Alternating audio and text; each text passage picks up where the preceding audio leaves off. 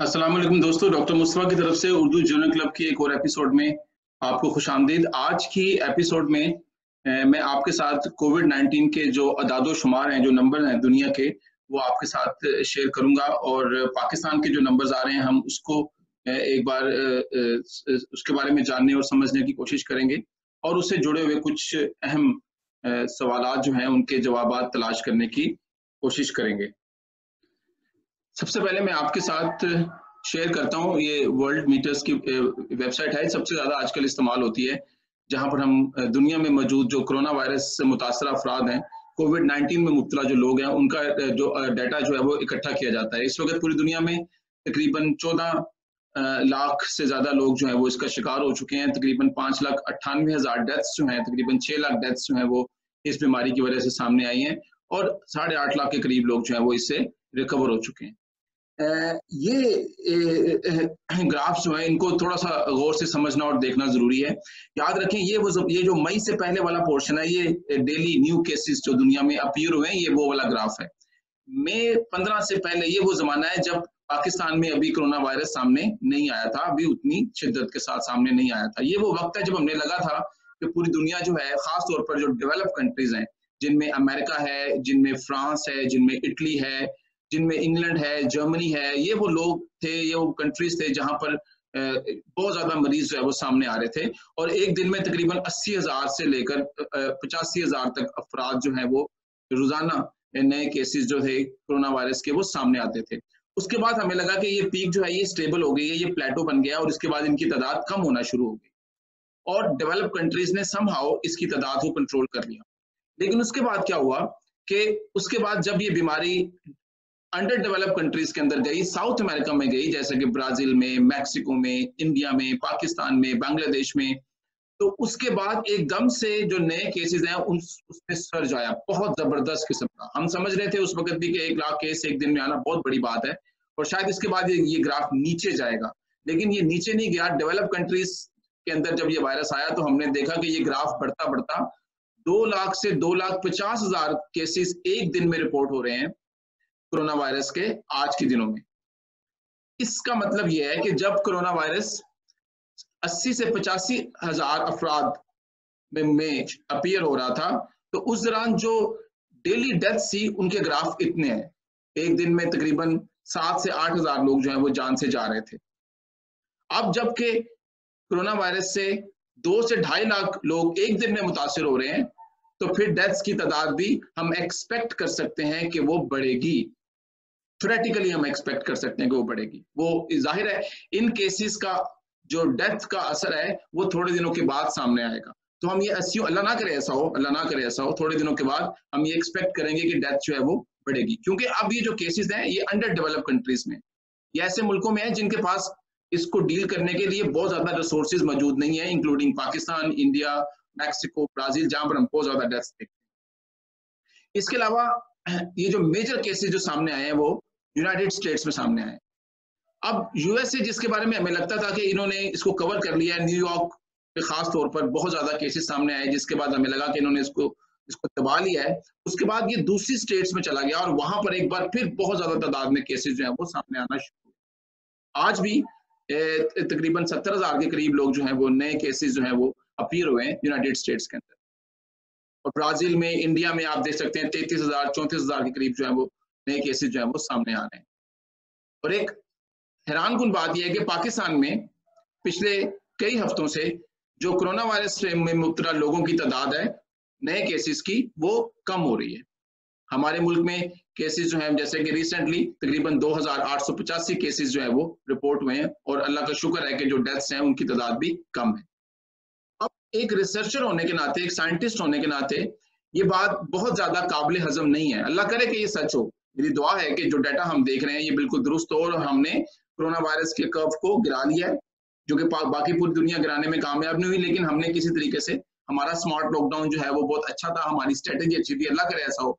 जिसके नतीजे में हमने इसको दबा लिया और पाकिस्तान में जो इनकी मिकदार है वो कम होना शुरू होगी। अगर ये बात सच हो तो हम थोड़े अरसे के बाद इससे निजात हासिल करने में कामयाब हो जाएंगे। लेकिन इस डाटा को मजीद समझने के लिए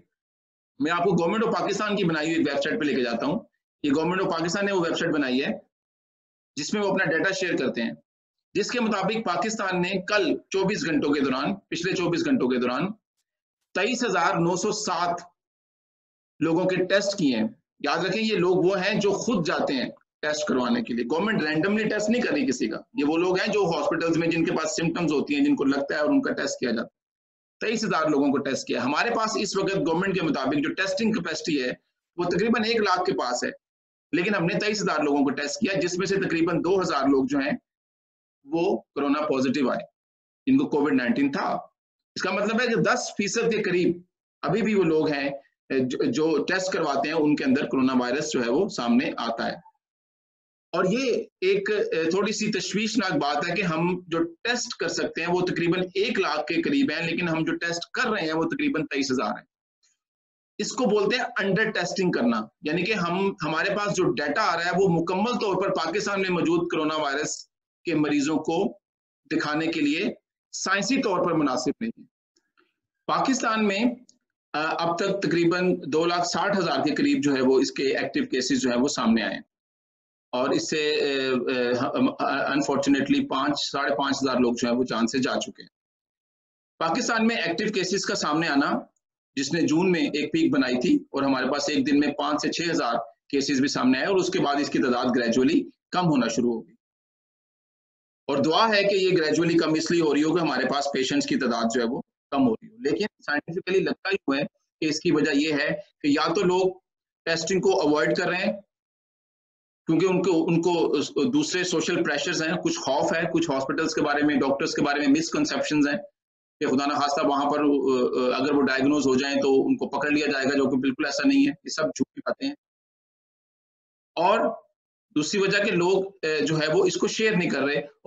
और अपने आप कोरोना वायरस के टेस्ट नहीं करवा रहे, जिसकी वजह से अंडर टेस्टिंग की वजह से हम बहुत सारे पेशेंट्स को इग्नोर कर लेते हैं। तो ऐसे वो लोग जिनमें अलामात नहीं है, जो एसिम्प्टोमेटिक हैं और उनका टेस्ट नहीं हुआ, वो फिर भी एक एक्टिव स्प्रेडर बन सकते हैं। वो अपनी बीमारी को ऐसे लोगों तक लेकर जा सकते हैं जो इस बीमारी को बर्दाश्त नहीं कर सकते, जो इसके लिए वनरेबल है।